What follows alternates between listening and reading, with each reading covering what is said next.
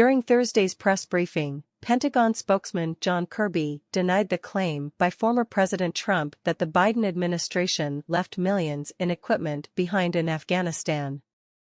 U.S. House Representative Jim Banks, RIN, called out Kirby on Twitter, confronting him with a list of equipment left in Afghanistan by the American military after the United States withdrawal debacle.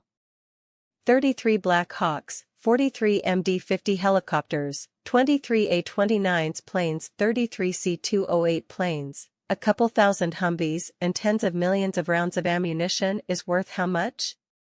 When confronted with Trump's claim about the amount of equipment left behind, Kirby seemingly flustered answered, "Once you turn it over, it's just like what we're doing in Ukraine.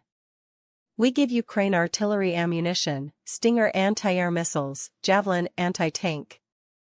It's their stuff at that point, not the Americans. It's their stuff. That stuff belonged to the Afghans. And so this argument is just ludicrous that we left millions of dollars of stuff in Afghanistan. We didn't.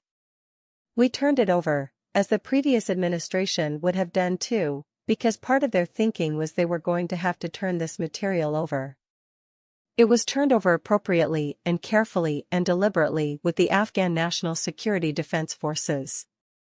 Kirby tried to justify the equipment left behind as appropriately and carefully and deliberately turned over to Afghan National Security Defense Forces. Those forces quickly fell to the Taliban and the equipment was now theirs. The withdrawal from Afghanistan has been seen by many in the world as a failure on behalf of Joe Biden and the U.S. military. It has been a blight on Biden's presidency. After the press conference, an official document was posted to the White House website which outlines the key decisions and challenges of the U.S. withdrawal from Afghanistan. Kirby's press briefing about the withdrawal on Thursday placed much blame on the previous administration's actions before Biden took over. In typical Biden fashion, his administration, it seems, is trying to justify its mistakes/missteps by redirecting blame.